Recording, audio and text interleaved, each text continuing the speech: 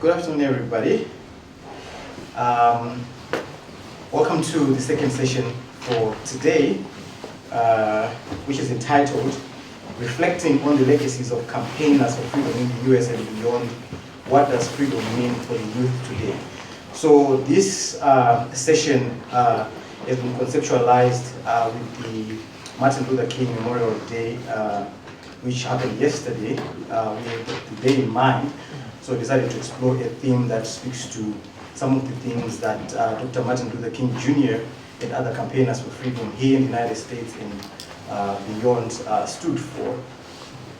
So this session presents two TED Talk style lectures that focus on the legacy of the campaigners for freedom in the United States and beyond. It reflects on what freedom means to young people today throughout the world and the ways in which they promote freedom in its diverse manifestations in our changing societies. So as you all know, these days there have been a lot of youth-driven movements, and young people are getting more and more involved in different social issues. And some of those issues have been very contentious, and some of the debates have also been characterized by a lot of vigorous debate. And here we would like to engage with these issues in a much more in-depth, but also civil fashion. So I'm excited to introduce our speakers for this afternoon. I'll start off with Chipo, who is a professor here at Wellesley College. She is an assistant professor of political science in the Africana Studies department at Wellesley College. Dr. Dendere studies democratization, elections, and voting behavior in Africa, as well as the impact of social media on politics. She regularly provides commentary on African politics for major news networks such as the CNN, BBC, Al Jazeera, and she also writes for the public audience in various platforms. Chipo is also originally from Zimbabwe. I'm also happy to introduce to you Sindiso from the University of Massachusetts in Boston. So Dr. Sindiso Mnisi-Weeks is assistant professor in public policy of excluded populations at UMASS Boston, and also adjunct professor in public law at the University of Cape Town in South Africa. Her work has combined research, advocacy, and public policy work on women, property, governance, dispute management, and participation under customary law and the South African Constitution. Mnisi-Weeks received her PhD from the University of Oxford Center for Social Legal Studies as a Rhodes Scholar, and previously clerked for the then Deputy Chief Justice of the Constitutional Court of South Africa, Dikgang Moseneke. Did I get it right? Mnisi-Weeks authored Access to Justice and Human Security. So this is a book, Access to Justice and Human Security, Cultural Contradictions in Rural South Africa, published by Routledge in 2018. And she also co-authored African Customary Law in South Africa, Post-Apartheid and Living Law Perspectives, another book published in 2015. So help me to welcome our two speakers this afternoon. And to start us off, Sindiso is going to give a talk. Thank you for that very generous introduction, Shinki, and thank you very much for the invitation to come and speak to you all. I'm honored to get to come and speak on the subject and hopefully sort of provide some opening remarks that help you think through and stimulate a good conversation about the topic at hand, specifically reflecting on the legacies of campaigners of freedom in the US and beyond, and what our particular takeaways from that are for our own praxis. I actually want to attempt to answer the following questions, and then I think Chipo will be able to kind of do the more sort of wide-ranging analysis and discussion. But what I want to answer are two questions. What is the legacy of campaigners for freedom in South Africa? And has the post-apartheid era of democracy delivered on its promises to the people of South Africa? To begin with, I want to start by telling you a story that opens my book, which Shinki mentioned, which is set in post-apartheid rural South Africa, entitled Access to Justice and Human Security. So the story I want to tell you is a story about Matembile, who you'll learn experiences a very tragic set of events. So a bullet pierced through the window and shattered not only that window, itself, but also the quiet of that night. Matembile momentarily thought that it must be some neighborhood children who maybe were playing with fireworks in her yard. She was in her bedroom at the time, ready to turn in for the night. But then in rapid succession, another shot followed. She could feel the burning in her thigh. She had been shot. Crying out loud, she fled from her room, concerned for the well-being of her 2 children. She thought to herself, I'm going to die and leave my children home alone behind. As she reached the 2nd bedroom, which she had run to, she heard a 3rd shot. The bullet went through the window of that bedroom to which she had fled. She felt helpless. Her thought then was that there was nothing she could do because, she was a woman, and not only that, but she was a woman who lives alone with her children, so with no man to protect her. Huddled in a corner with her children, she phoned her birth family to ask them to call the police to come to the scene because she had been shot. And the police arrived after some time with her brothers. And in her statement to the police, she told them that she had not seen the person who shot her. In this case, the attempted murder that was reported to the local Ipoisa, so you see this is the headman's policeman over here, wasn't actually resolved simply because of the fact that the perpetrator couldn't be identified, because as she told them, she couldn't identify this person, she didn't know who had shot her. But the story, as this book as a whole, rests on the twists and turns that the case of Matembile's shooting took within the complexity and nuances of the system of conflict resolution that is commonly described as customary law or traditional justice. And this is just a snapshot of that system. For present purposes, though, I'm going to leave that story right there. Although I encourage you to find out the rest by reading the book, of course. But as I describe in the book, the reason I start the book with this case is that in hindsight, it actually taught me everything, most of what I know, and what I learned about traditional justice and the challenges of realizing democracy and social justice in post-apartheid rural South Africa. But the first reason I start this talk with it is because it draws attention to a number of things I would like to share with you this afternoon about part of the legacy of Nelson Mandela. But really the main reason I start this talk with that story is that I feel very committed to amplifying the voices of the majority of South Africans for whom the struggle for freedom continues beyond Nelson Mandela's release from prison, among whom are the people whose experiences are recorded and recounted in my book.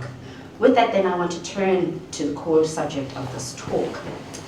As many of you would appreciate, no story about South Africa can be told without starting with colonialism. As acclaimed Nigerian author Chimamanda Ngozi Adichie aptly points out, that would be like starting a story with "and then." After all, the South African state was formed through bloody conquest, the colonial government, initially the Dutch, arriving in 1652. But given the limited time, I'm going to assume that you are well versed in the centuries-long process of colonization that followed as self-styled immigrant authorities plundered the so-called natives. Suffice it to say, for present purposes, that amidst that history, my people, the Mnisis, who were formerly the rainmakers and kings of Swaziland, were divided, conquered, and scattered. Under a multitude of quote-unquote native laws dating between 1887 and 1988, the colonial, the union, then the apartheid governments in South Africa progressively stripped the likes of my grandparents of virtually everything, and certainly their human rights. Living as labor tenants on a white man's farm, much like what in the US would be called sharecroppers, they were stripped of their citizenship and their dignity. That's the very long story, longer than what I can tell today, so I'll skip ahead to a brief snapshot of the struggle for liberation in South Africa. Perhaps many, if not all of you, are familiar with the 1976 student protests, through which students resisted the inferior form of education that was mandated by the apartheid government for black children. It was known at the time as Bantu education. These quote-unquote riots, and that's how they were referred to by the apartheid government in order to justify declaring repeated states of emergency right until apartheid gasped its final breaths in the mid to late 1980s. So these so-called riots made it possible a decade later for me to be one of the first black children to be admitted to my white private Anglican girls' school in the suburbs of Johannesburg in 1987. And this picture shows exactly that. In 1998, I was one of 9 people of color in my graduating class of 96 girls, and that's me with the star above my head. One of the privileges that came with being at a school like mine was that one of the students' parents had close ties with Nelson Mandela and could secure a visit from him. So you see pictured here, Nelson Mandela on his visit to my school, And the overrepresentation relative to the numbers in our school, which you saw in the picture before, of black girls in the cast of the protest theatre play about the anti-apartheid struggle and the public demands that were incessantly made for Nelson Mandela's freedom. That said, the cast came closer, as you can see, to providing an accurate reflection of South Africa's demographics, given that African people make up roughly 79% of South Africa, and white people comprise about 9%. So, I come to Nelson Mandela and his equivocal vision of South Africa's democracy.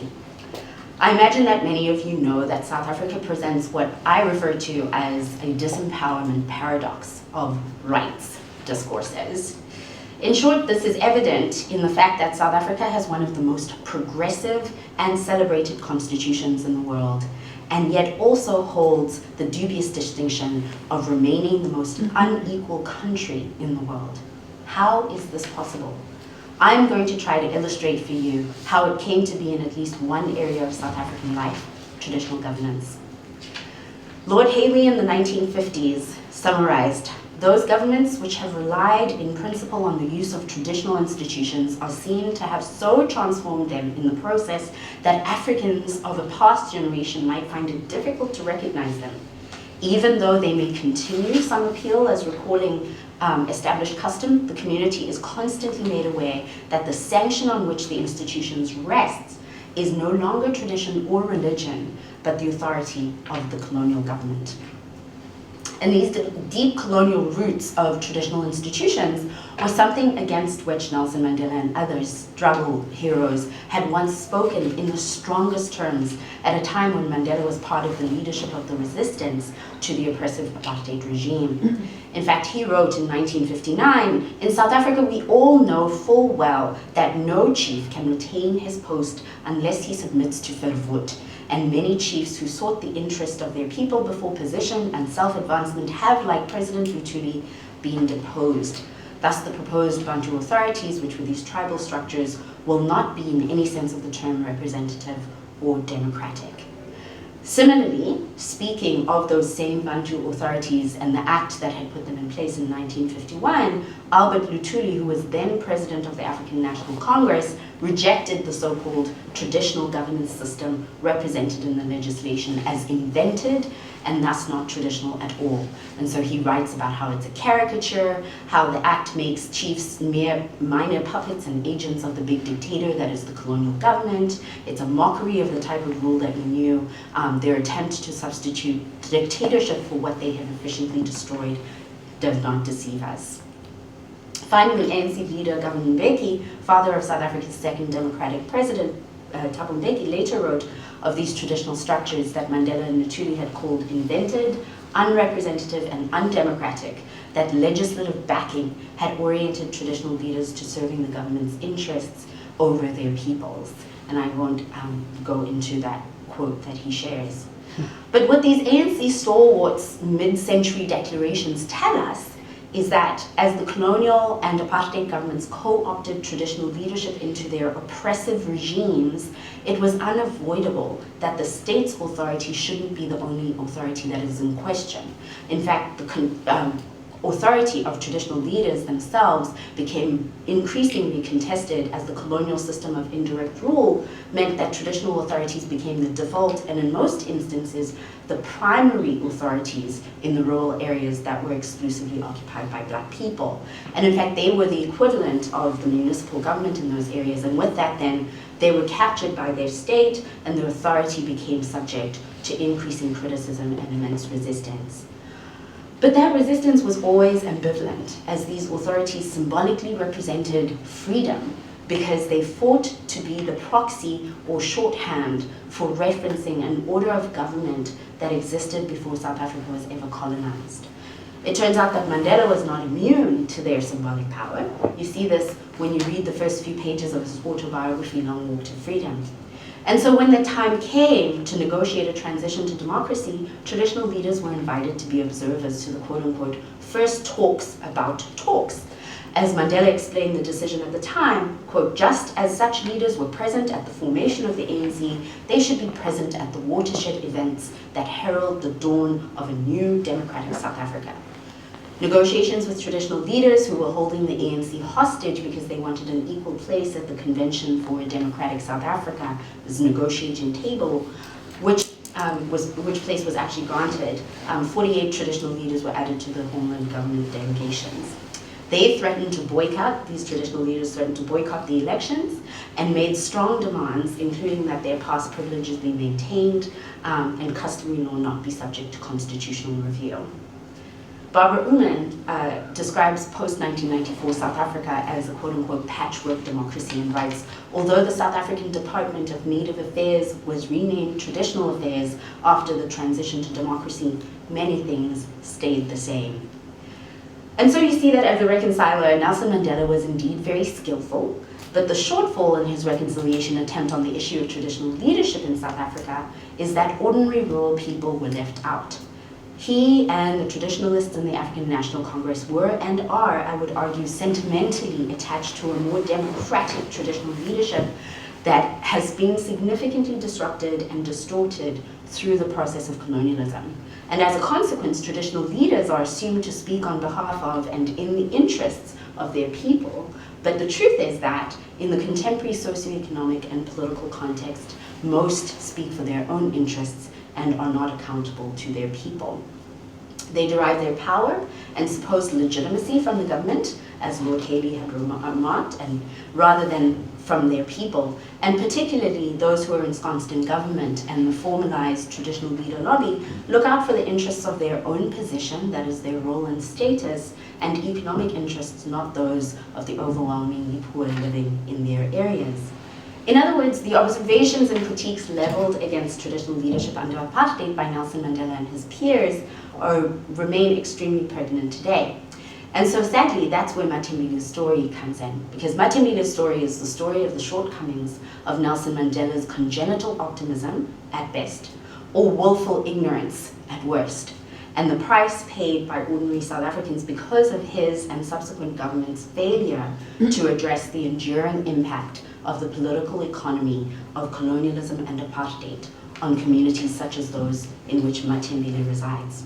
In sum, therefore, Mandela's legacy is one of freedom, for sure, but it is also one of alarming poverty, police brutality, and the severe social consequences of the wide availability of firearms that has been insufficiently confronted or addressed by a ruling government that seems largely out of touch with the needs of its people.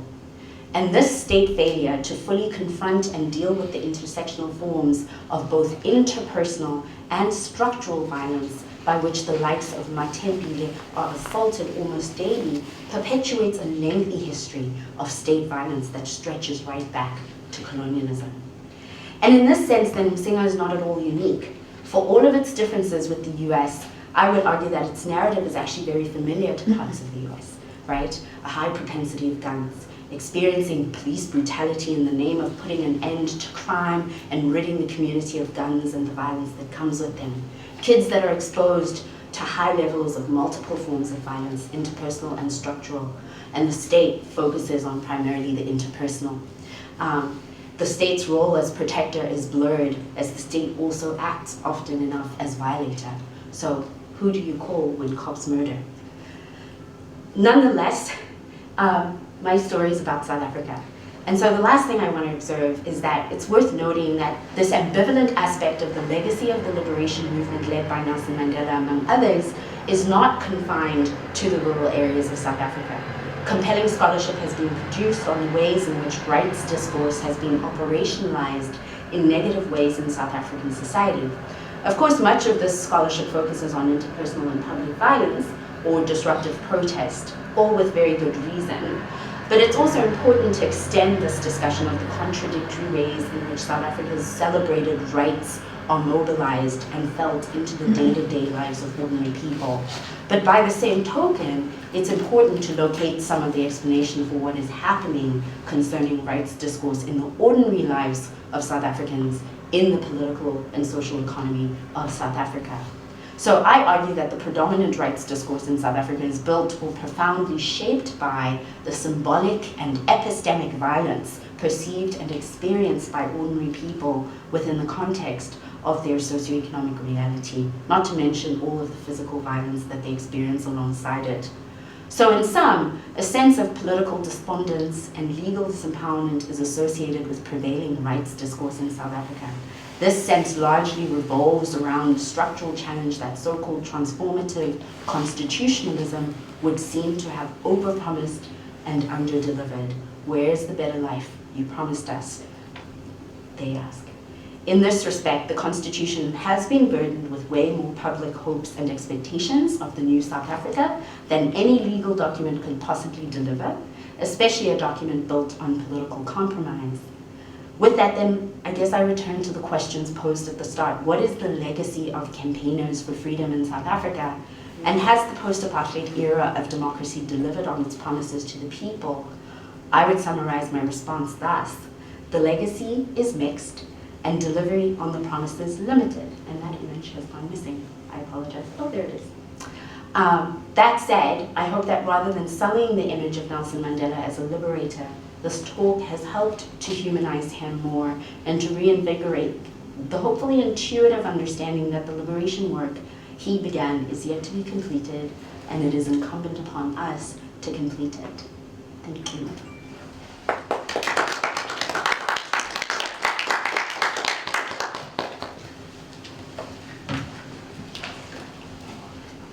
Thank you so much, Sindiso.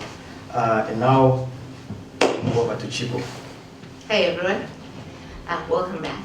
You guys excited? School starts next week. You ready? You're ready at school? I would like you all to do me a favor. If everyone could get a piece of paper and a pen to write on.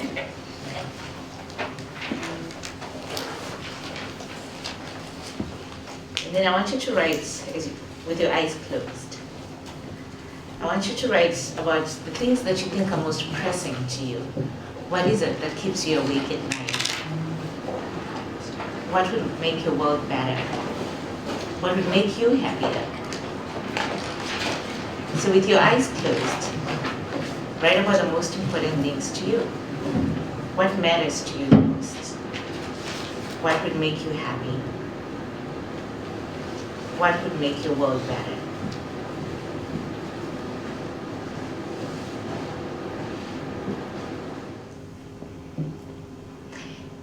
In 2019, there were more than 50 protests around the world. More than 6 million people spent hours and hours every day protesting for various issues. Top among them was inequality, the lack of democracy, seeking freedom, climate change, hunger, demanding an end to corruption. These are the things that mostly young people around the world were fighting for, from places like Nigeria to Ecuador, Venezuela, Bolivia, Haiti, Hong Kong, Colombia, Iraq, Iran, Zimbabwe, and France. In May of 2019, I was in France for a 10-day holiday. Because what you do as you get older, or if you've grown up in a very romanticized world, you believe that at some point, you and your partner should go to Paris for 10 days. And that in Paris, you should find each other, or find yourselves, or find something. And so we did this. We packed our bags and we went to France. Born and raised in Zimbabwe, we're not strangers to protests. But you don't go to Paris to protest, right? You don't go to Paris to participate in a protest. You don't go to Paris to demand freedom. You go to Paris to experience freedom, to visit the Louvre, to eat their overpriced food and their overpriced drinks. It costs more to buy water than it is to buy alcohol in Paris. These are the things you go to do. You go to look for perfume and fashion and to become worldly, because apparently that is what worldly people do. They go to Paris at some point in their lives. And yet, here, just a block from our Airbnb, which had been said, the reviews, there were about 60 reviews that said, if you're going to be in Paris, this is where you should stay. It's right along the canal, it's beautiful, it's romantic, it's scenic, it's all of these things. And yet what we found was something called the yellow jackets. And initially, my husband says, what are yellow jackets? Are these bees? Is there a bee crisis in France? What's going on? And I was a little embarrassed that he hadn't been paying attention to the news. But what the yellow jackets were these protests right near our place that had been heavily advertised as the place to go and find yourself, except we found ourselves within the protests in France. What struck me is the idea that young people in France should also be demanding the same things that young people in my own home country of Zimbabwe are demanding. That they should be demanding the things that young people in South Africa are demanding, where young people in South Africa are not at all convinced in some ways that the promises of Nelson Mandela and his generation have become true. That the young people in France are also demanding the same things that young people in Hong Kong are also demanding. Right? That students in Hong Kong have taken time out of their studies, that teachers have taken time out because they don't believe that they have the freedom that they're supposed to have. In France, they're not demanding freedom as you would think about it in Zimbabwe. But what they were demanding is an access to a world in which there is equality in the economy, a world in which they could afford the basics that they think that they're entitled to. Because part of living in a free world for most people, young and old, is living in a place where you can afford some of the best and basic commodities. So let me pause and ask you this. What are some things that you think that you're entitled to as a person living in a country that is free in the United States? What do we think we're entitled to? Accommodation. Accommodation. Opportunities. Opportunities. We're entitled to jobs after we graduate. But young people in Venezuela don't think that they can get jobs after they graduate. They don't think that the wealth from the oil has been redistributed in an equal way that gives them access. Young people in Nigeria don't feel that their politicians have been honest in that the resources of the country have been equally distributed to give them access to opportunities. What else do we think we're entitled to? Education. Education. But there are places where young people don't feel that they have been given the right to education.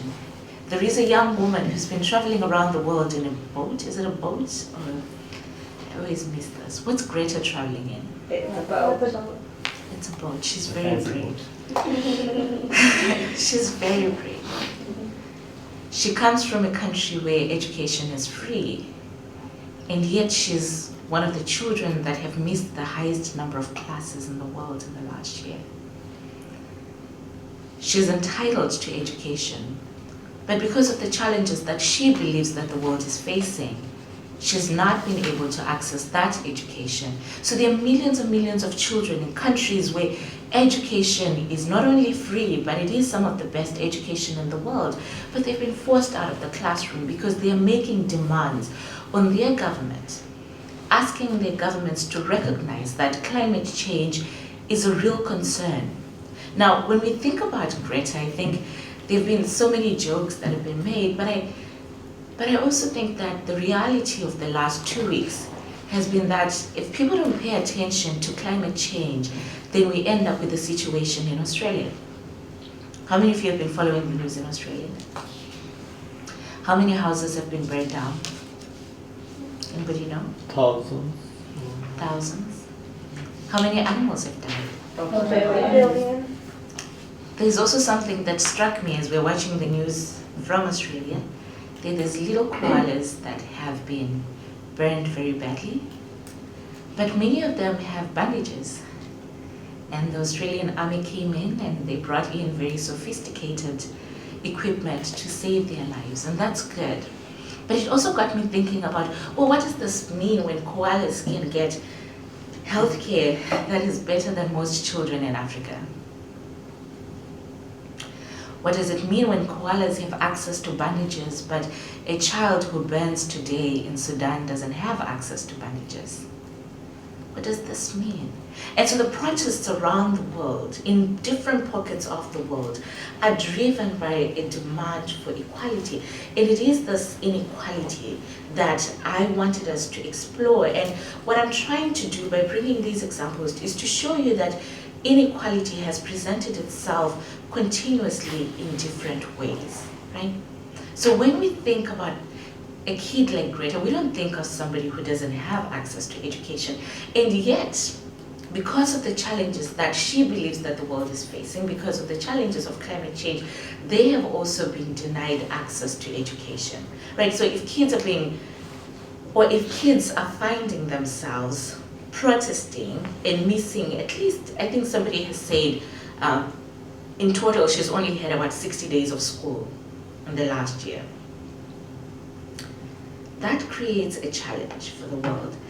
And so these protests that we're seeing, there's also something else that's fascinating that I think is fascinating for us as young people at Wellesley, is that many of these protests, unlike protests in the past, have been female-led and female-recognized. And when I say female-recognized, I want to make a distinction between what we used to see. So in many protests in the, well, early protests, right? So going back from the 70s, going backwards, it's not that women were not present, it's that women were not recognized. What do you think women were doing in past protests? They're still doing the hard labor, we're cooking, strategizing. I was reading about women in Ethiopia who during the colonialism, well, when Ethiopia was fighting with Italy, what these women did, recognizing that the men were getting killed very fast, is that they disguised themselves so that when the Italian soldiers would meet them, they would think, oh, here are just some pretty women. And they didn't know that they were meeting some of the most lethal soldiers.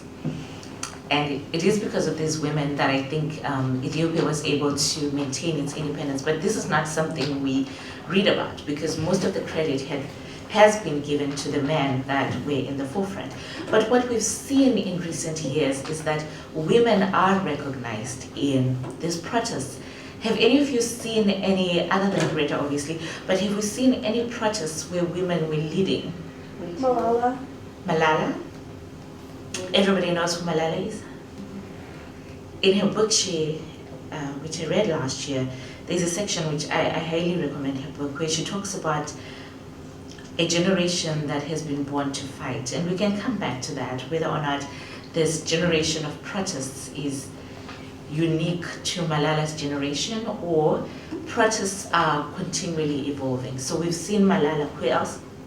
Greta Thunberg. So Greta? The woman who sued Roger Ailes in Fox News Oh and yes. started the Me Too movement in the entertainment industry. The woman who came against Harvard Weinstein as well. And I haven't even thought about the Me Too movement as part of the protest, which is a huge omission on my part. In Sudan, we saw the women dressed in white, right? In a very conservative culture, leading, singing. Why do we think there's a recognition of women in protests today? What do we think has helped?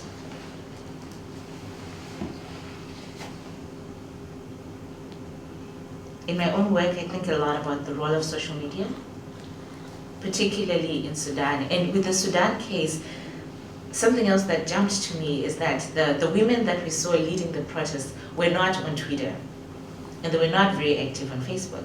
So they didn't even know that the world was watching them. And I think in some ways that's what made their work so unique and so innocent. By the time they found out that there were millions of us following them on Twitter, following their story, they seemed really puzzled. They had no idea that this was happening, that the world cared about Sudan. And I think so this is something else that's happened in the protests in the last year, is that social media has allowed us to care about issues that we normally wouldn't care about. It has allowed us to connect with people that we normally wouldn't connect with. It has allowed us to see connections between the issues that we're thinking about here in the United States and the issues that are happening elsewhere around the world. And so we find ourselves in a generation of protest that is guided by technology. And obviously we can talk about the issues with technology, right? How many of us are addicted to our phones? How many of you are checking your phones right now? How many of us check our phones first thing in the morning? How many of us have news alerts on our phones? You should take those off. They can be very depressing. Seriously, I got up this morning and I had 10 notifications about 10 different protests that I've been following. But in part because I was preparing for this talk, but it also felt like, oh my God, the world is ending. Which is why I think Netflix is quite useful, because when you think that the world is ending and then you go and watch Schitt's Creek or something down on Netflix, and then you think, oh well, maybe there is a little bit of a balance. But so there is this idea that technology has opened up the world in new and fascinating ways, right? In sharing strategies. So in thinking about South Africa, because we've talked a lot about South Africa, there was a series of protests led by, which is something none of you mentioned, the cost of education. I'm always fascinated that at private schools in the United States, the students never talk about the cost of education. Almost never. And I think there are reasons for that, and I think there are fascinating reasons for that. In South Africa, young people were demanding that university should be free, right? Because at independence, or in 1994, when South Africa gained its independence, I wasn't in South Africa, but my mother happened to be in South Africa at the time. And she was telling me that part of the excitement, as with independence all over the continent, was this idea that you're going to have free access to education and free healthcare, and that the world was going to be better. And so these young university students found themselves frustrated by the increasing cost of tuition, and obviously, as we've said before, much of the protests were led by young women as well in South Africa. And part of the frustration that these young people were having was that the promises of Nelson Mandela's generation have not been realized, right? So here we are living in post-apartheid South Africa, and yet we don't have access to education. But then this brings us to another question of, what does it mean to have freedom? What does it mean when every generation of leaders is promising freedom? Yesterday we're celebrating the life of Martin Luther King, and I don't know if you were reading the news, but Kelly Ann Conway also had some interesting things to say about who she thinks Martin Luther King would have been friends with. And that was a bit terrifying, really. But in any event, it got me thinking about what Martin Luther King would say about today. Do you think he would be impressed with where the United States is today? Because that was part of the debate. Would he be impressed with where the United States is today? I'm not sure, but I would like to say yes. Because I think each generation of protest leaders assumes that there is some opening of political space. And for his generation, some of the things that they wanted are things that have been realized, but not all of them have been realized, right? I think if Nelson Mandela were to be asked if he was to be here with us, and to be asked if he thinks that South Africa is better today, I think he would say yes. And yet we know that South Africa is heavily troubled, as is Nigeria, as is Mali, as is Cameroon, as is Zimbabwe. But it is that as more freedom becomes available, we begin to realize the other things that are missing. And I feel that it's a little bit like this at Wellesley. There were protests, not protests, but there were these flyers around campus at the end of last semester. Did any of you see them? What did they say? Divest. So some of them were about divesting. What were the other ones about? There was one that struck me that said that Wellesley professors don't listen. Did anybody see those? Anybody see them? You saw those, right? They were all over Lulu. They say that Wellesley professors don't listen. What do you think people were talking about? I'm genuinely asking, what do you think people were talking about? Do you think that if an outsider were to look at us at Wellesley College, they would assume that this is a place that lacks freedom? They would assume that it's a place that lacks freedom? Is it that we lack freedom, or is it that there's some freedoms that are not available that people want? So there were these signs around campus that says that Wellesley professors don't listen.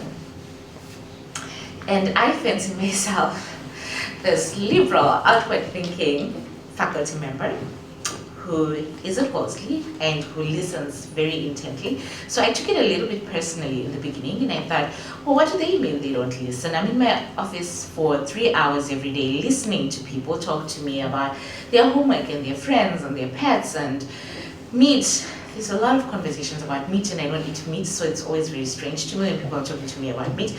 But I thought to myself, well, what do Wellesley students mean that we don't listen? And then I was having conversations with other students, and it occurred to me that it was that they felt that there is a misunderstanding of the way that Wellesley students would like us to refer to them in the way that we do refer to them right now. That there is a gap between what people need and what we give them. And so Wellesley, I don't think, is in any way similar to what we're seeing in Chile, where young students really do feel that access to education is limited. But I do think that part of what is increasing this protest is the ability to have a voice, right? And to be able to use that voice. And then the contention is that the people in power and the people that are demanding certain things have a different understanding of what it means to be free, of what it means to have access to all the things that you need. So if someone believes that freedom is just freedom from tyranny, they might not think that the right to be called by the pronouns that you prefer is a form of freedom. Does that make sense? They might not think that that is the most important thing, because they will say to you, but you have food. In fact, you have unlimited ice cream at Wellesley. So how can you possibly be unhappy? How can you possibly experience a lack of freedom? But it is because we are constantly finding ourselves in this world where the things that people want and the things that are available to them, they are not congruent with each other. But then there are also realities, right, where the powers that be create systems that uphold inequality. And it takes a very long time for those systems to break down. So whether we're thinking about the Harvey Weinsteins of the world, or we're thinking about what's happening in Angola right now, where the Western world dubbed Dos Santos the richest woman in Africa. But in the last month, the New York Times, the BBC, CNN has been on a campaign to tell us that the richest woman in Africa is also corrupt. But what's interesting, as from the last speaker, is that, well, people in Angola have been telling us for a long time that she's corrupt, that she makes billions of dollars in the backs of poor Angolans, stealing from oil. But nobody was listening because Forbes was interested in a story that said that he is a self-made African woman who's made billions on her own. It is only when consulting companies in the United States have been indicted in the case that now it becomes an African problem of corruption. And so there are these instances in the world where the powerful people benefit from corruption and benefit from inequality, but then eventually the pressure becomes too much and there is a rupture. And then we begin to see these protests, right? We begin to see them almost like a domino effect. And to conclude, and I want to come back to South Africa because I think it's quite interesting. One of the things we've seen in South Africa in the last few years is this rise of xenophobic attacks. Everyone knows what xenophobic attacks are, right? What are they? Anti-immigrant. Anti-immigrant, right? And it's not just in South Africa where we're seeing this. But when I think about South Africa, I think about this place where there are many of us young Zimbabweans who have South Africa to thank for our own access to education. So my mother was a trader who worked in South Africa for a long time, starting in the 70s. And so I do recognize the importance of South Africa as a neighbor. But part of South Africa's challenge is that as South Africa has been trying to do well for herself, her neighbors have also struggled under very heavily mismanaged economies in Mozambique. Has anybody been to Mozambique here? So when you think about Mozambique, most people think about Princess Diana and her work on landmines in Mozambique and Angola, and people think about war. But I also want you to think that if you've ever been to the beach before, you've not been to the beach until you go to the beach in Mozambique. They have this water that is so pure, but you see there are very few people going to Mozambique to go to the beach because you really can't access it because of the fighting. And sometimes the challenge in Mozambique is that if it rains too much, it can destroy an entire city. And yet it rains so much, right? When it rains in Boston, are we afraid that our houses are going to go under? Are you? I mean, you might be thinking we might get a snow day, but that's not going to happen, right? But we're not afraid when the weather is bad that our houses are going to go under. But in Mozambique, in Beira, you have to be afraid. And so the poverty, the uncertainty in Mozambique has forced so many people, especially young men and women, to find their way to South Africa. I was traveling by bus from Kenya back to Zimbabwe, and on the bus, 90% of people on the bus were finding their way from West Africa to South Africa. And many of them were thinking of ways to use the Zimbabwean access to get to South Africa. So South Africa now carries not only the burden of her people who are not satisfied with the promises of independence, but also the struggles of many Africans who are not satisfied with the promises of independence in their own countries. And so we are all finding ourselves in South Africa because we believe that if you just get to South Africa and you just get a job, then you'll be okay. But what that has done is to add even more demand on a system that is already failing to provide. This is not to justify the eruption of xenophobic attacks, but it is to show that when countries are badly managed, the domino effect is not just within the country, but now we have this regional crisis that constantly erupts in South Africa, whether it is a man who is burned to death as people look on and take pictures, or it is children who understand that at any minute there could be bullets in their homes, or it could be the transference of weapons into countries like Zimbabwe, where people know that today it is very likely that you will be a victim of some form of knife violence, right?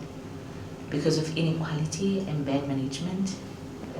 And yet the leaders of these countries, many of them, believe that they have already brought freedom.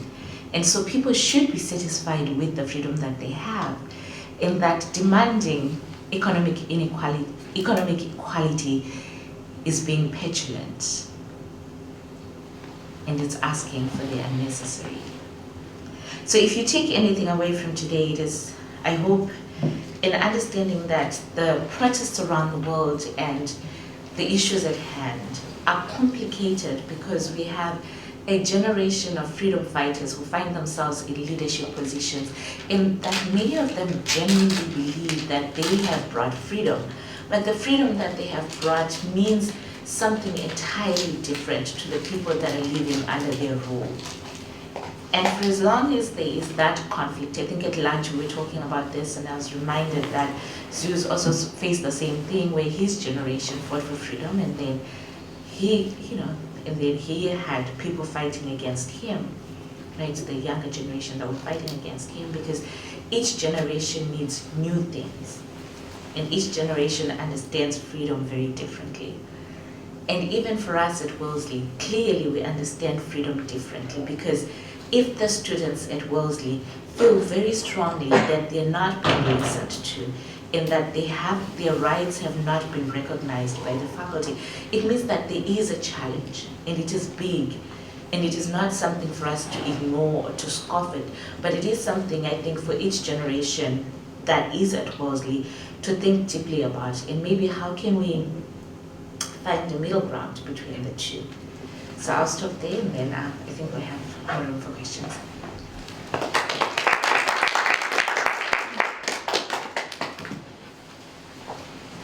Wow, thank you so much, Chipo and Sindiso, for those really thought-provoking and informative talks.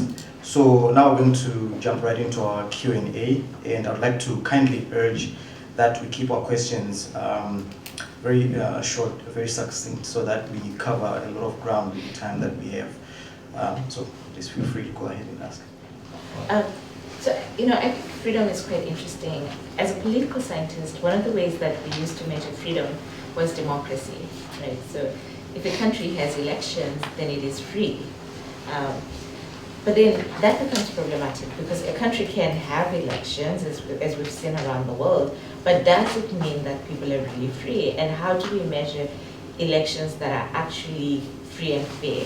And so as political scientists, we decided that as long as people went to their voting booth and it was relatively safe, not too many people died. I remember I was working on a project on Palestine once, and I was supposed to be reporting on an election and a few other things, and my boss said to me, well, for Palestine we actually have a cutoff. So if the number of people that have died is less than 50, then we consider it peaceful. But if the number is above 50, then you should start to report that. And that's very arbitrary, right? Because less than 50 lives, they don't matter, or is it, So I think freedom is, and then there's also this idea that we should all understand what freedom means universally. But even when I asked in this room, just amongst us, we don't have the same understanding of what it means to be free. And so I think part of that creates some real challenges. And that's why, even though democracy is not a good measure, I think there is something that democracy gives that would stabilize nations, right? So in a democratic government, to some extent, everyone should have access to healthcare, everyone should have access to education, everyone should have access to clean water, to these basic resources that we need. But I think to define freedom is very tricky. There's something that I also really like that's often used, which is this debate on whether or not we think women in the Middle East are not free because they have to cover up, and women in the Western world are free because they can dress however they like. And yet, even in that, right, there's a complexity, because I think what women in both contexts are doing is performing for mostly the man, or adhering to the demands of the men in the cultures. And so is there a freedom in that, right? And I think in a truly free world, women should be able to wear whatever they want to wear. And it should be a choice coming from the person.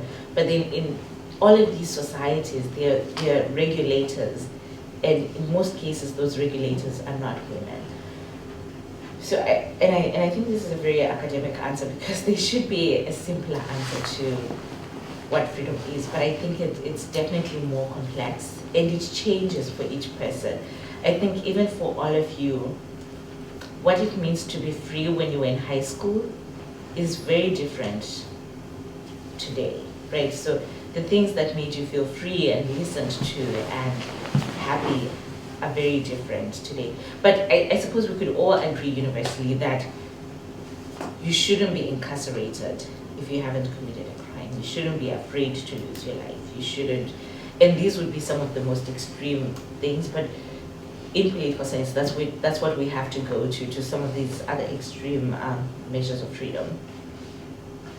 So I'd love to jump in on this, because from a human rights lawyer's perspective, this is something I think about a lot with respect to concepts of rights, with respect to concepts of justice. And I think, I mean, in essence, Chipo's answer is exactly right. But I guess the way that I would summarize it is to say that it's one of those concepts that holds in tension a universalism and particularism, right? And so there is a universality to it, right? There is a sense in which, there are things that we can both say, oh yeah, that we can all sort of jump up and say, oh yeah, no, that definitely intuitively is freedom, or that intuitively is justice, or, but then once you start talking about the devil that's in the details, then it's going to have different expressions in different contexts. And so, from the perspective of even thinking about, whether South Africa is is free now, right? I loved what you said about the differences over time, right? Because I think that it is an evolving concept over time, and it evolves over time across population groups, but it also evolves over time in each of our individual narratives, right? As we develop and our understanding of the world and our needs transform, right? That concept of freedom is sort of evolving and expanding. But it's also one that is sort of porous in the same way that, you know, conversations across generations and across communities, you know, sort of spatial and temporal sort of conversations will also alter or influence how we conceive of it, right? So this concept about this discussion about women in the Middle East and, you know, women who wear the hijab or whatever, right? Like perhaps in their particular context, right, there's a certain inherent logic that would make it seem free, right, or would make it an expression of freedom to wear the hijab. But once you put them within the context of the global discourse, right, there's other factors and considerations that then maybe call in question, right? And so a woman, for instance, who is living within that particular confined environment might actually be experiencing as much freedom as is reasonable or desirable within their context. But once they start traveling, right, and they start, you know, their life is partly lived in the US or partly lived in France or whatever, that causes a shift, right, in terms of their conception of freedom and their desires for what would make them feel more free. And so the last thing I'll say is that, you know, from a lawyer's perspective, we often think about free, prior and informed consent, right? And I know that's commonly, especially in the popular discourse, it's commonly thought of in the context of like, you know, sexual assault or some sort of violation. But, you know, I'm often thinking about it from the perspective of like land issues and whether extractive industry, you know, corporations coming into communities and asking for permission to mine are actually getting free, prior and informed consent. But the thing is that, like, even there in that context, you're thinking about what does free mean, right? Like, what does consent mean, right? And so I think that it seems like an academic thing, but the reality is that it's one of those concepts that in practice, in a very tangible way, on the ground, you're constantly having to balance the universal and the particular and having to sort of grapple with competing notions of what is included and what is excluded, right? So yeah, I guess that's. So if I may jump in, when we were both speaking, I was reminded of what Chipo mentioned in terms of entitlement. Right at the beginning of your talk, that young people are making demands, and you asked the question about what do you feel entitled to. So I'm just curious about what both of you think about this idea of entitlement. Young people owed something by whomever they are protesting to or making demands to, or is there in some way an intersection or a balance between responsibility and entitlement insofar as campaigns or any initiative or any efforts towards attaining some kind of freedom, because it's multifaceted, but where is the nexus, where is the intersection, and are there in a way is there any contestation between entitlement and responsibility? I love that question. Can I go first? Okay, I love that question. Partly because, so the first thing that it makes me think of is Mahmoud Mamdani wrote a paper about human rights and whether human rights are a universal concept or they're a particular concept. And his argument in the sort of opening of that paper is, that journal article is that rights are universal because they're born of struggle. And struggle is universal. Like every people group in their context is going to struggle or argue or fight for something. And so that is essentially what rights are born of, is like this contestation, right? So coming to this idea of contestation and the inherency, like the fact that contestation is an inherent aspect of these debates about freedom, is an inherent aspect of debates about what people rights are, what people are entitled to, right? And what people's duties are. And so I think that there is definitely a sense in which you can't have this, you can't just be talking about rights and entitlement. You have to be talking about responsibilities. But those are all negotiated concepts. They're constantly negotiated.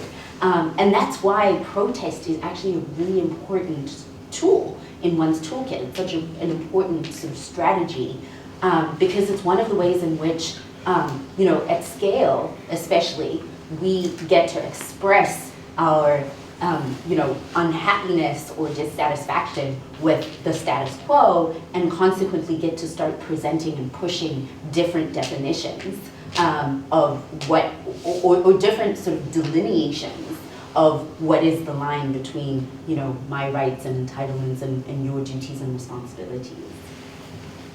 So I'm going to assume many of you have read Amartya Sen. Amartya Sen, he's a development economist from India.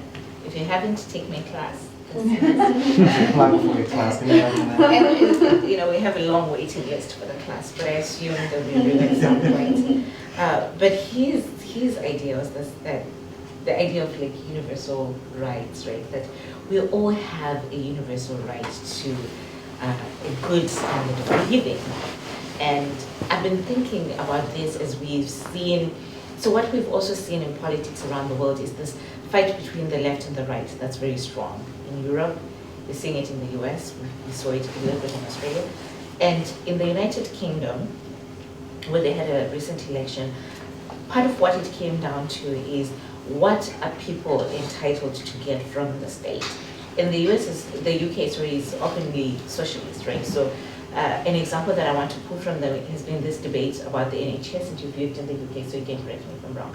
But I was talking to a bunch of people that are nurses in the UK. And so in the UK, they have universal healthcare. You guys all know that. Everybody knows that. They have universal healthcare. And at the heart of the question was, how much should the state spend to keep you alive? So if Gwen was ill, how much should the state spend to save her life? Should the state spend £20 million to keep her alive? Is that fair? What would you all say? We live in a country that's universal healthcare. We all contribute to the universal healthcare. Should the state spend $20 million to keep one person alive? Yes. Yes? No? What does Gwen think?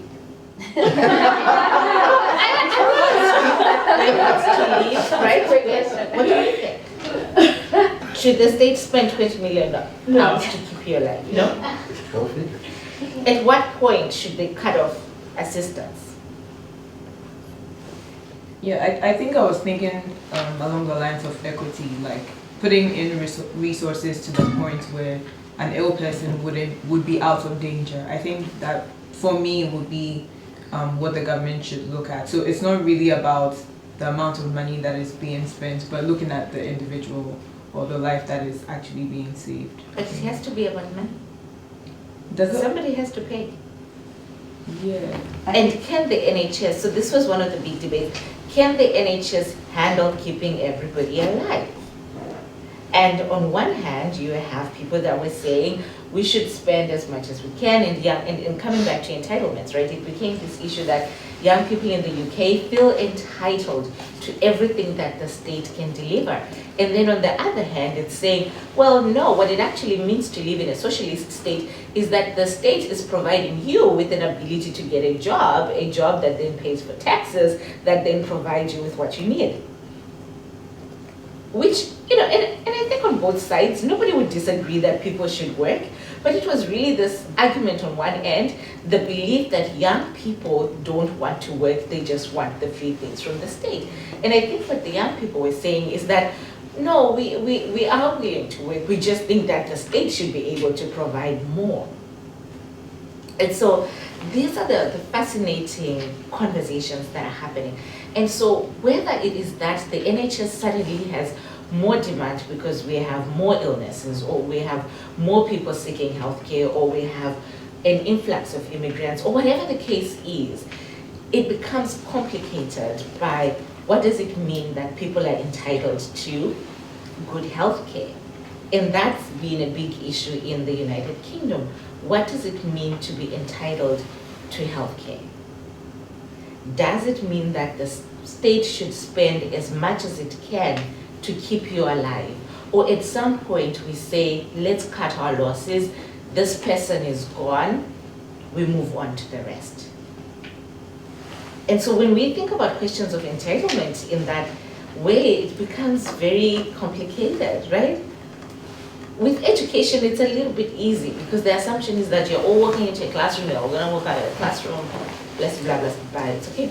But even in the United States, that's been a question in the recent debate. What does it mean to be entitled to good university education? Now, Mayor Pitt believes that once you earn $100,000, you are not entitled to government-funded education. That's one argument. And I like to bring this up within the context of Democrats, because usually it is Democrats who are talking about providing, free access to education. But even within that context, so what does it mean to be entitled to good education? Does it mean that we just have good schools? Whether or not you can pay for them is your own issue. But the school has been provided. Whether or not you can access it, that's up to you. Or is the state required to ensure that everyone has the same level of education throughout? But you had your hand up. Oh, I think I was going to say to the earlier point, should the state pay like $20,000 for your personal life? I guess I was inclined to say no, but in case like that money could be spent to save the lives of more people if it is distributed to most people with not even necessarily less serious conditions, but conditions which require less medical treatment or easier. But what I think your point is like getting at, I think we're putting a lot of pressure on the state, and I guess we want to believe that in the future, the democracy shall prevail. But what if democracy falls into the wrong hands? And isn't it scary to put so much pressure on the state? Isn't it that intimidating?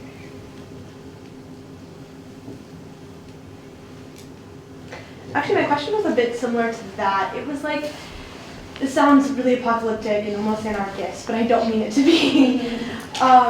When it comes to the government, right, the idea of democracy has been around since ancient times, and we've just kind of fallen into thinking democracy is synonymous with freedom.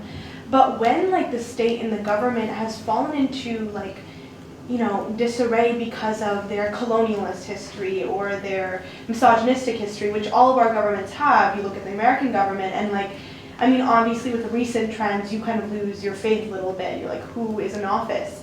But we can't ignore the fact that it's always kind of been like this. It's always kind of been white men doing whatever they kind of want.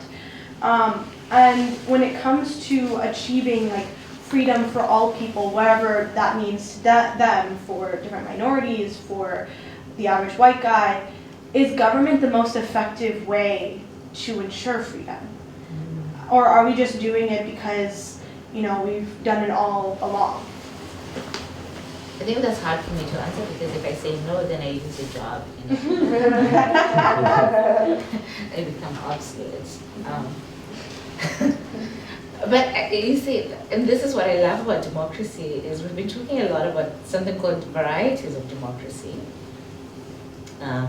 As somebody who studies African politics, the question is always asked whether or not Western democracy is ideal for African countries.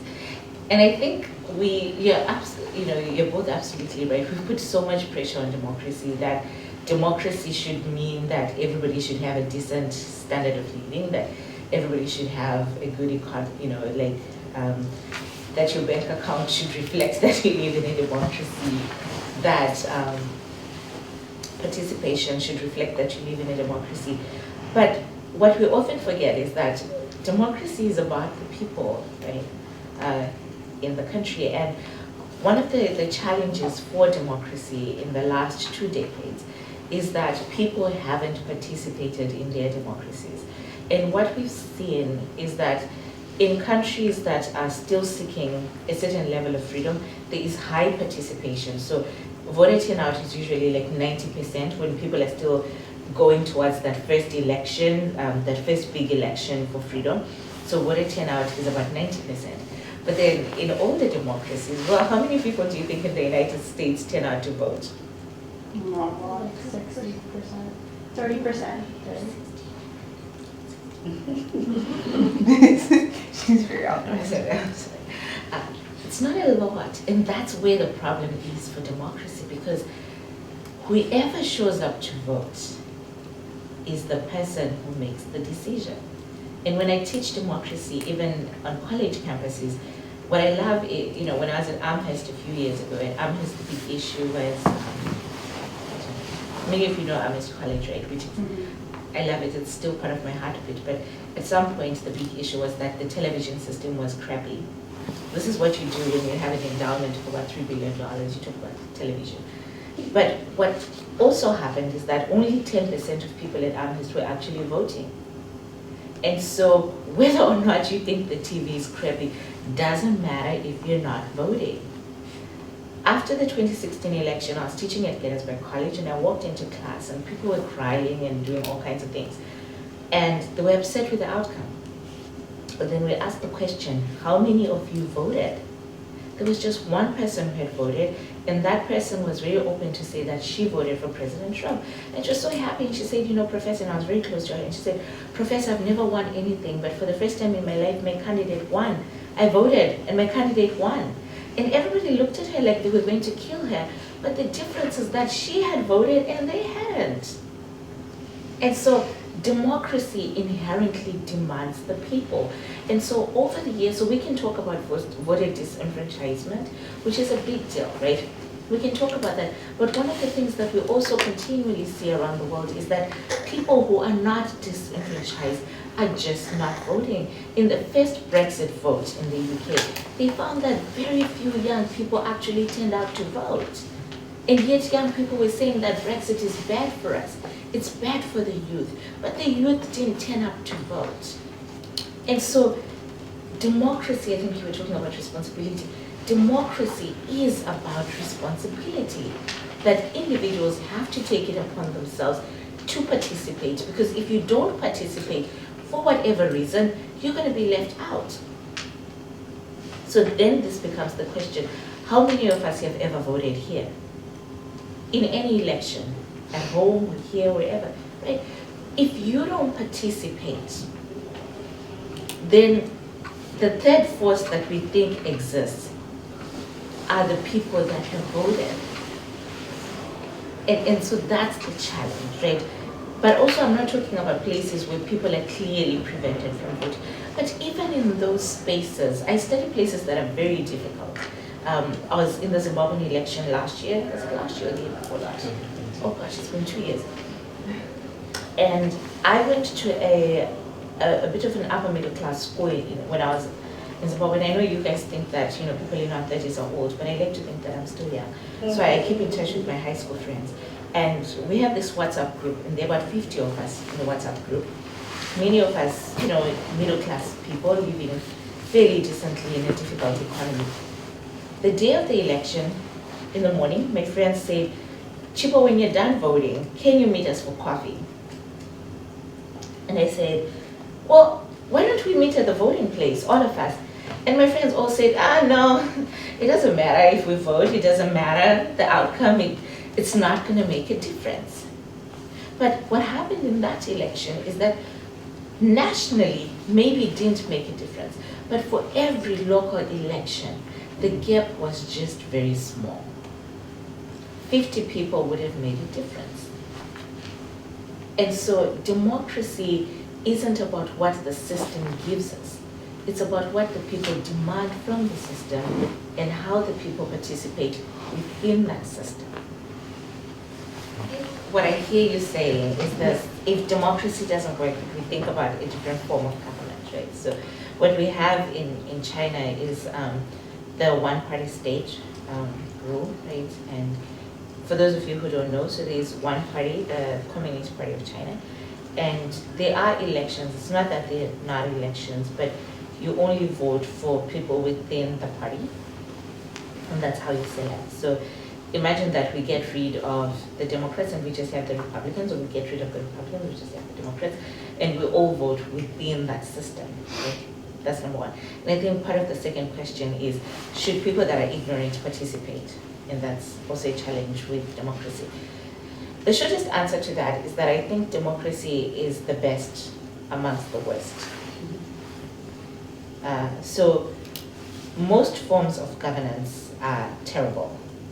We just happen to have this one that is better than most. And so let me pose a question to you. What do you think are some of the challenges with the system in China? And it doesn't have to be you, it can be anybody who wants to jump in. Marginalize entire other political communities. Yeah, so I think there is an importance in people disagreeing with the party, that people should be able to form their own political parties, because human beings are inherently drawn towards creating their own thing. So I think part of the, and we've already seen it with the Communist Party in China, is that it's created a lot of patronage systems, right? So because for you to get to the top, there's just one party. And so it creates this patronage. And again, there is a lot of patronage even in places where we have multiple political parties. It's just that I think the patronage system is divided amongst many parties.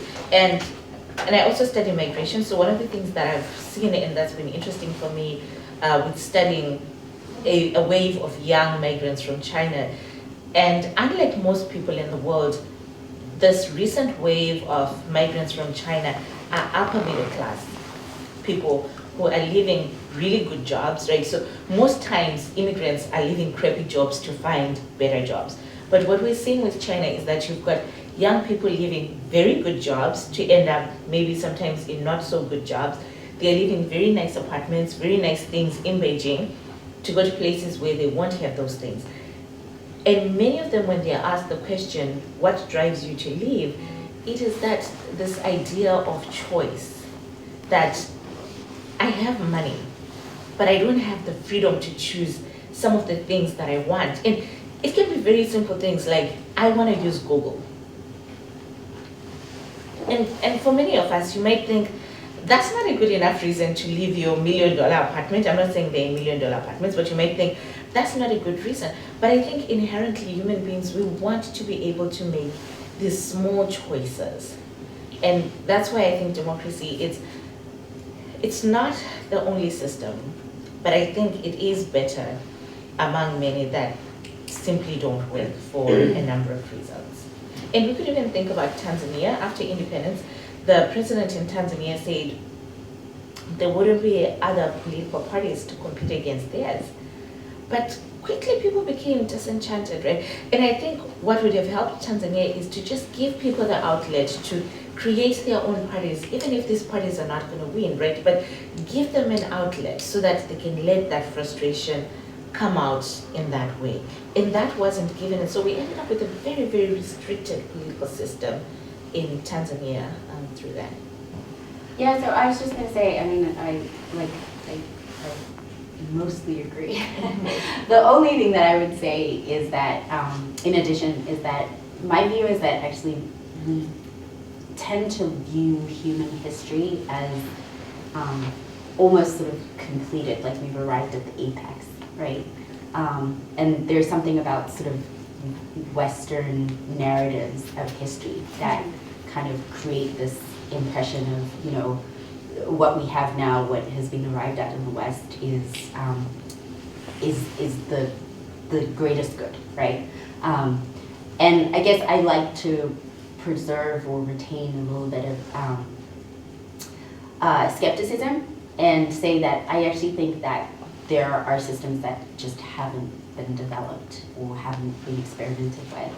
And so I'm going to agree with, in the sense that I'm inclined to think that democracy is the best that we have at present.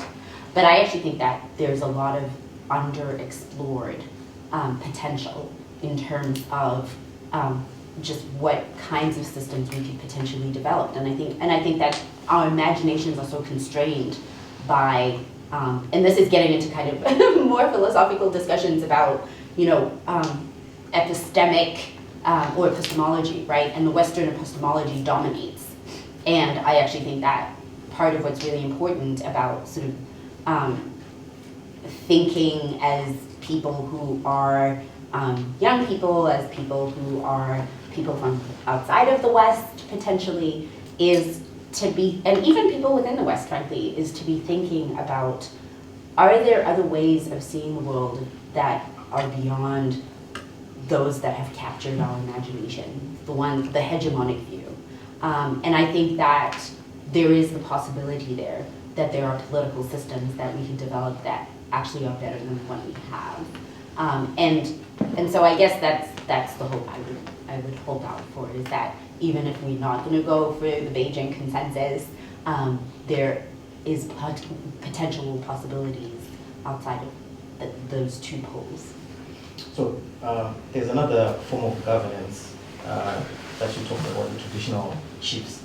And that's one of the unique aspects of African political systems, that you have the state, it could be democratic, authoritarian, but you've got these sub-state or ethnic-based traditional kingdoms that in some ways act as a parallel state. So you mentioned that traditional authorities in South Africa have actually been predatory and they have marginalized rural populations, but at some point their role was actually that of benevolence. So what's your take on that? Is that an alternative form of governance which seems to have shifted? Do you think that has the potential to act as a complement, not necessarily an alternative, but a complement to the state in South Africa or other places in Africa where those dual levels of nationality exist? I think it has some potential for sure. I think, so maybe briefly to say that, when traditional governance is working at its best, it actually isn't even, the ideal of a philosopher king, right? The sort of benevolent dictator, if you will, right? That can be what it looks like, but it can also look very democratic, right? It can be, the community holding that person in check. And so even though the sort of standard narrative is one of hereditary, position, the reality is that there was a lot of politics that took place, and there was a lot of, people deciding that this person isn't actually suitable and maybe killing them or sending them off, banishing them or whatever, and putting in place the younger brother instead of the first in line, et cetera, et cetera. And so there was a lot of negotiation and machinations that went into the ways in which traditional communities were structured. And one of the other narratives that's not talked about sufficiently is the fact that as much as a lot of traditional communities have a single head, there were actually a lot of what are technically called acephalous communities, right? Headless communities. And so dispersed essentially bands of communities, right, where it's multiple families that have formed a community and are sort of self-governing, as it were. And so there are multiple different forms of traditional governance, and I think a lot of them actually offer a lot of potential and a lot of positive traits. I think one of the biggest challenges has been the fact that it's really difficult, and it has been really difficult, at least practically, in the world as it is, right? To get from those sort of smaller scale arrangements to larger scale. Where you can actually take a more traditional governance type style and use it at like a macro level. But again, I'm inclined to think that that's partly a limitation of our imaginations and a limitation of the structures that exist that actually prevail and confine and constrain the ways in which we can think about what we do. And I talked quite a bit about the political economy, right? And I think that that's actually really important. The fact that, part of the reason why the traditional governments or traditional leaders have become so predatory is because of the sort of economic arrangements, the incentives right, that exist in partnering with government in order to enter into a mind deal and being the one who acts as though you have the right to speak for everybody in the community, even though technically you're supposed to consult the whole community, right? And then you sign over the mining rights because you're going to get a cut. right? So that's a structural, that's a structural constraint that has to do with democracy. And I would say, or that has to do with the way in which governments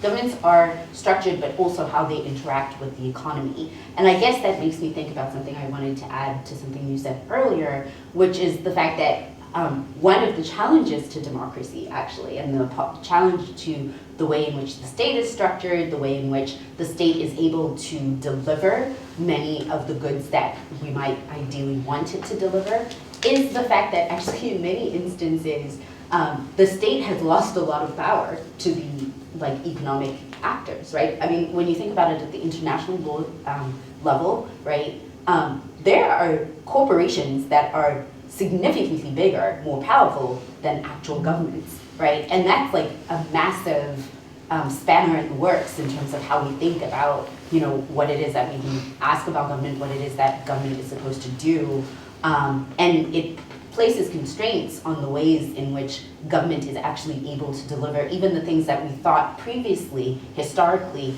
are things that only the government can do, right? Now corporations are in better places in many instances to do and deliver the things that we would typically think of as the government's responsibilities, and they constrain the government's ability to respond to the demands or needs of their populations. And so the US is, obviously a case in point insofar as it's hamstrung in terms of, campaign finance, for instance, and, how dark money sort of prevails in the elections, et cetera, et cetera. And so it's not at all saying that it doesn't matter whether or not people participate.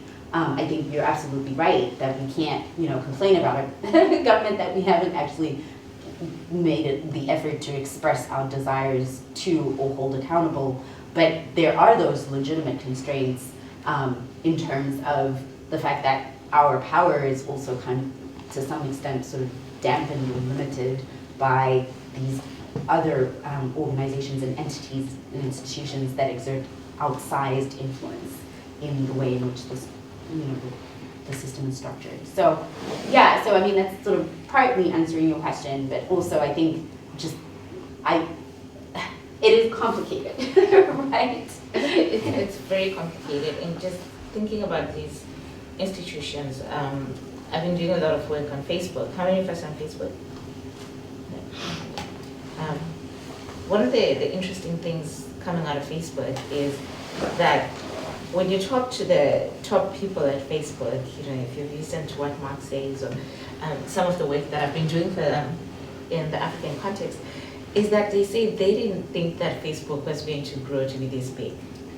So that's usually their defense, right? When we talk about Facebook's involvement in elections and how Facebook has been manipulated, the algorithms have been manipulated, and they say, well, we didn't realize that Facebook was going to be this big.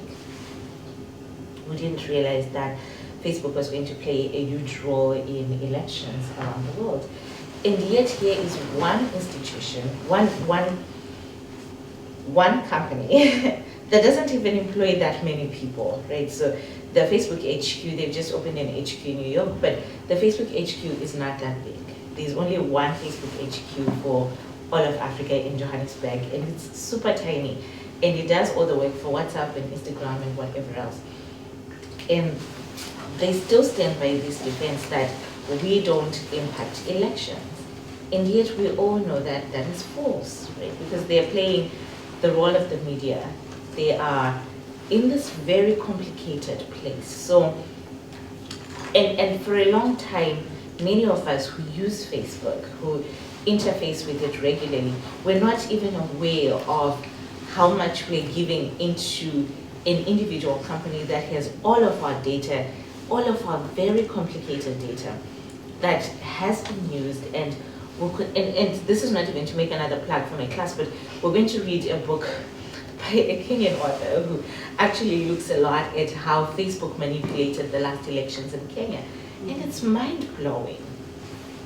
Just how this company that didn't even exist 2 decades ago is playing such a big role in democracies around the world.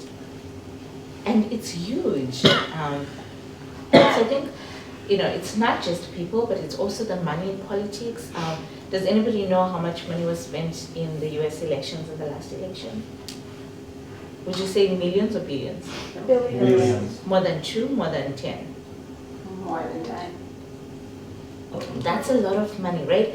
And even thinking about Mayor Bloomberg in that, just in the few weeks that he's been in the election, so I track campaign finance as part of my work, they say that he's used more than $100 million in ads. And it's not a lie. So because I track them, I see a lot of ads on YouTube. And what we saw last week is that for every song that I listened to on YouTube, there were 2 political ads from him. So an average person trying to enter the political space in that way is going to have huge difficulty. And even if you're educated and you're well-rounded, ads do something to our mind because you keep seeing the same thing.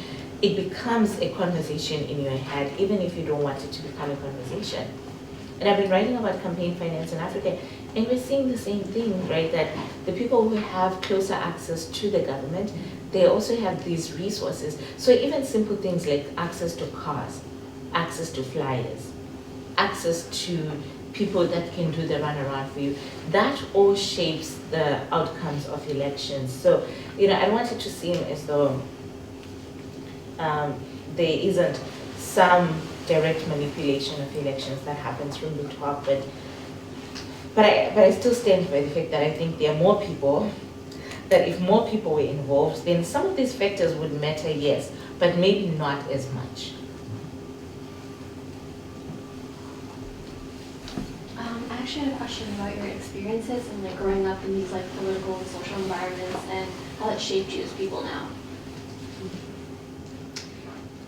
Yeah, so, okay. So, I guess I shared a little bit about my story and how I went to the school that was actually very privileged, but I actually have, so there's this sort of big generational divide in my family. So my oldest sister was 4 years old when the 1976 riots took place, and so the narrative in our family is that, she was literally, my aunt, my mother's younger sister, was supposed to be picking her up from school, but like couldn't find her, and so there she was sort of running around on her own, in rather dangerous circumstances. Whereas by the time I was born, my family's lore is I was born with a silver teaspoon in my mouth, right? Because by that time, apartheid was starting to wind down, and I could be in the first class of my school, where, even though I was in the extreme minority of Black kids, even though I lived in a country that was very majority Black, but it meant that I had all of these opportunities and these experiences, right? And it's interesting now during times when I was at school, a lot of the battles, now I reflect on them and I think about how everybody was trying to figure it out, right? So we lived in the township and we would drive to school through the suburbs, because the school was in the suburbs. And my recollection of that time, 1990 to 1994, was all of the sale signs. So, all of the white people basically leaving because they didn't know what was going to happen. And my family happened to buy one of those houses. And, so I was part of that migration from the township, Soweto, to the suburbs. And, I had friends at school, I don't know, it's a murky concept, but, where, in the midst of even that performance of Nelson Mandela's play and the protest theater or whatever, really tough discussions about, I wasn't there, it's not my fault, right, that like I have all this privilege, et cetera, et cetera. And I guess for me, some of the takeaways were to make it personal, right, and to make the desire to transform society very real for me, because here I was stuck in this sort of generational divide between my family, who were definitely, sort of victims of apartheid, if you will, right? Like didn't have opportunities, et cetera, and myself, who had all of these like unbelievable opportunities, and consequently my trajectory has been very different. But coming back to your comment in passing about, how, people who are in the 30s like to think of themselves as being young, and like 30s, and I like to think of myself as being young. But, learning about concepts like respectability politics, right, has been really instrumental for me, and has really challenged a lot of my concepts and understanding of what it means to fight for change. Most striking, as Chipo mentioned, the fees must fall sort of movement in South Africa, and I actually have included a slide of it on my presentation, where you have all of those young people sitting on the floor and a sign that says, "Shoot down fees, not us," right? Which is a fascinating sort of comment on the ways in which state power was used to try and silence protesters, right? Like police using water cannons, et cetera, and this is the black government now, right? The democratic government using many of the tactics that were used by the apartheid government. But, the fees must fall movement and its predecessor, the roads must fall movement, actually took place at my university, where I walked by the university I went to, my alma mater, and then came back to teach at after my PhD the University of Cape Town, where I walked by that road statue probably 1,000 times, in the 5 years that I was there studying during my arts degree and then my law degree.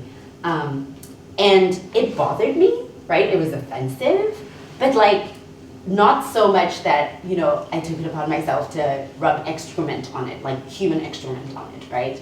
And not so much that I took to the streets about it, right?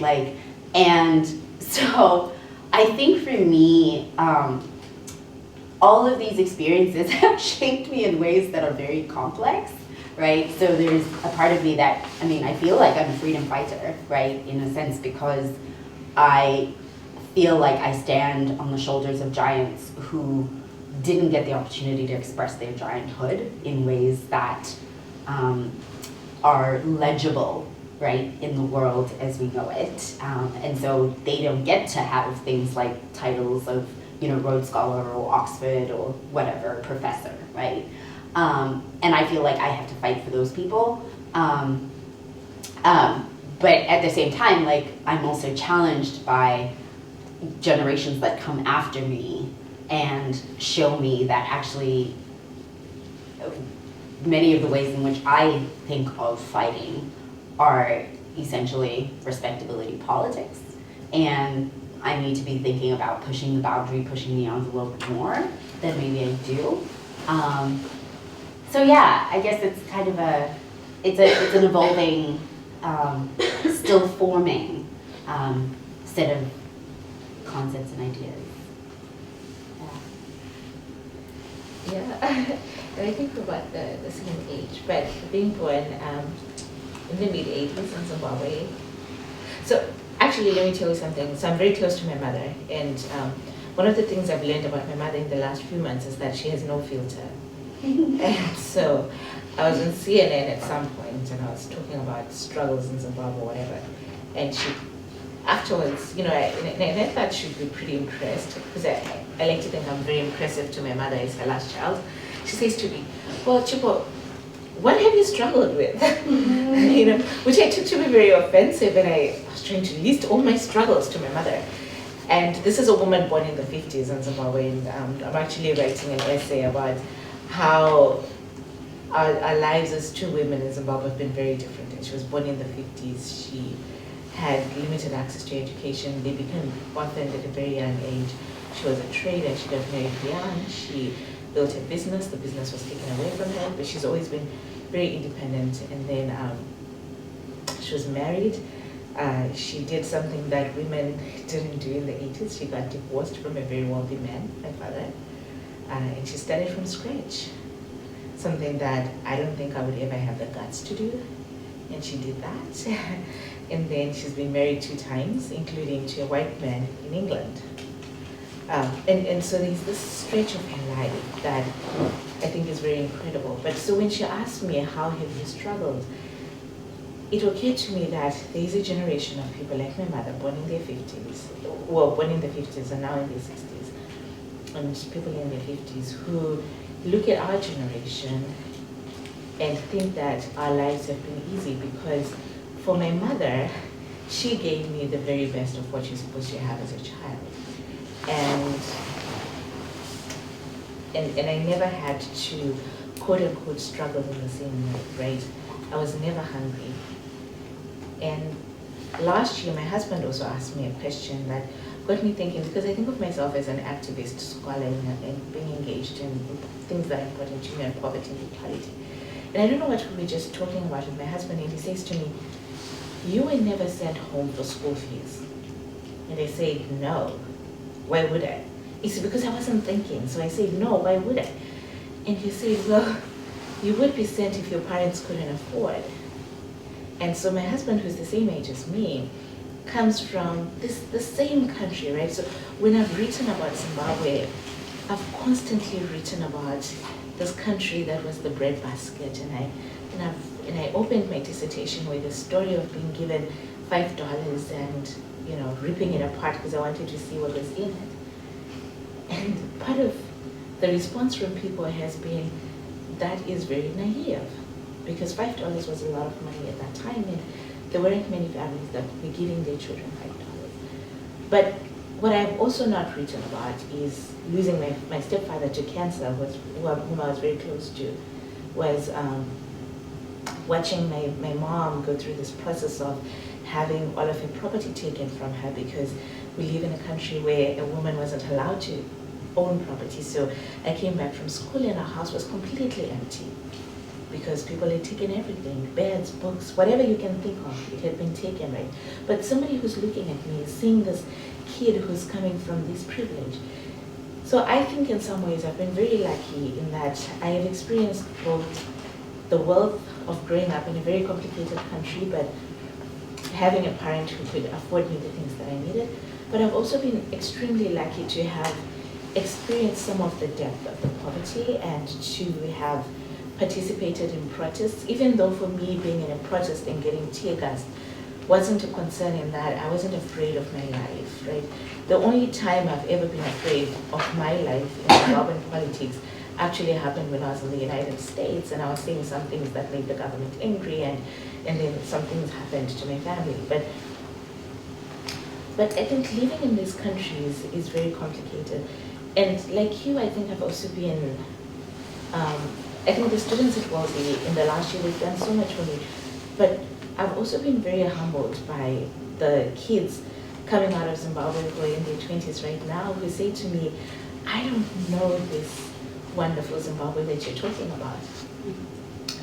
They say to me, like, we don't know this country, because I say to them, you should go home, you should go and vote, you should participate, because this is a beautiful country and we need to preserve this beautiful country. But you see, they don't know this beautiful country because this country hasn't been beautiful to them at all. It hasn't given them anything to be proud of.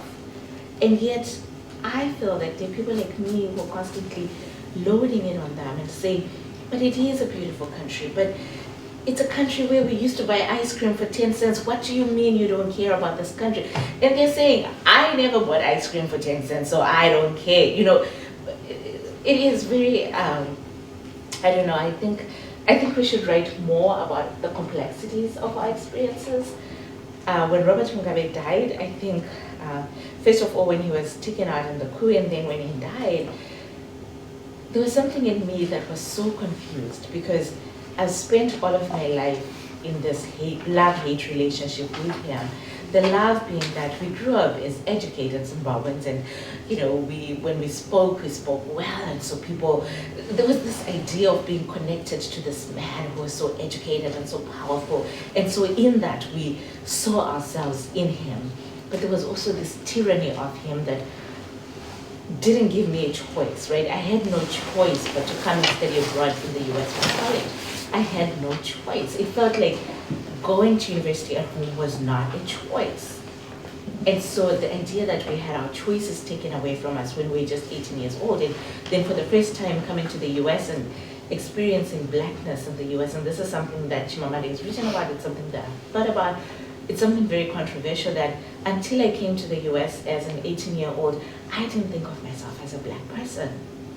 I didn't even realize that I was black, right? And then having a noose sent to my office when I was student government president in the US, and trying to imagine, like, so for me, the noose meant nothing. But for the school, it was this big deal. It's like, oh my God, there's a noose in our office. But I didn't understand what black politics meant. So when I left college, I went and I moved to Atlanta because it became very important for me to understand what it means to be a black person and to do that in a black city. So then I went and I lived in Atlanta for 6 years throughout my PhD, but it was a very deliberate choice that if I'm going to live in the United States, and if I'm going to be a black person in this country, then I need to understand what blackness means in America in a way that's very different from Zimbabwe, right? So it's, I don't know what, I think it will take a long time for me to understand what all of this has meant. And I'm very genuine when I say that. I think coming to Wellesley, I always tell people that if I wasn't confident, the students at Wellesley would intimidate me. Because there's something so wonderful about seeing women, those who identify as women and those who don't identify as women, but to see young people participate in non-respectability politics. And that's what I get from Wellesley every day, and I feel so challenged. So I feel like over the last 6 months, I've had to really think of where do I stand in this global politics, if you will. So I guess I just gave you the half of my autobiography, so now you don't have to buy it. But I don't know, it's very complicated, but it's exciting. Thank you for sharing your stories. I think you'd agree with me that this is a great place to end the conversation. And I'd like to thank Sindiso and Chipo for coming here and being so generous with your intellectual expertise and your personal stories. And I hope that this has been a great benefit to you. So thank you so much.